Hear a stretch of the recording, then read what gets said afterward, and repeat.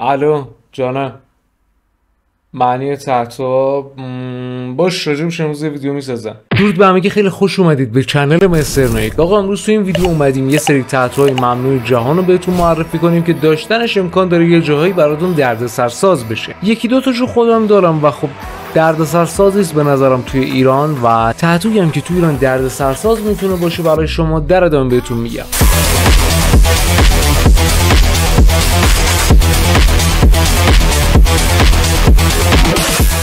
خب اولین تتو خطرناک ما قطره اشک زیر چشه. ما دو مدل قطره اشک داریم، تو پر و تو خالی. تو خالی به معنی زندان رفتن و یادآور یه سری خاطرات برای کسی که توی زندان بوده، و تو پر یعنی اینکه شما با یک قاتل طرفید.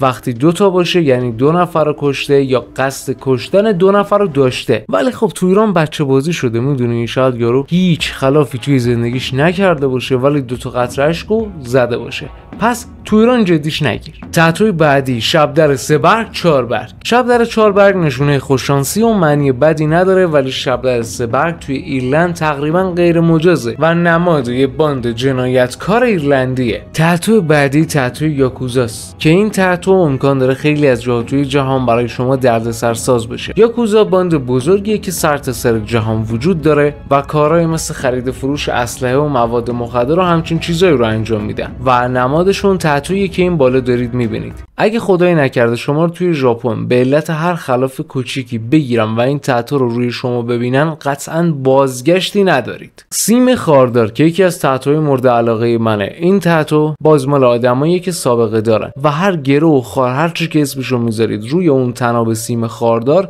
نشونه 1 سال زندانی بودنه. یعنی یه سیم خارداری که 9 تا خارداره یعنی اینکه طرف 9 سال زندان بوده و این یادآور زندانی بودنشه. ستاره 6 پر و 8 پر اینا نماد اتحاد بین زندانی است و معمولا روی 2 تا سینه زده میشه. سر تا سر جهان یک اتحادی بین زندانی‌ها ایجاد میکنه. تتوی 3 نقطه. این تتو به معنی اینه که شما خارج از چهارچوب قانون حرکت میکنید و قانون برای شما مهم نیست. حالا این تتو رو بیشتر سابقه داران میزدن تا چند سال پیش، ولی اخیرا شما میتونید رو دختر و پسرای مختلف هم این تتو رو ببینید. و تتویی که توی ایران میتونه برای شما درد سرساز بشه، درجه نظامی. وای وای وای، شما رو توی ایران با الله یا درجه نظامی بگیرن، قطعاً تاوان سختی داره که اصلا نمیخوام بهش فکر کنید. فکر کنم از اشاره کردن یا اصلا از نگاه کردن این 2 تا تتو خودتون متوجه تاوانش شدید. الان یه جوری هم شده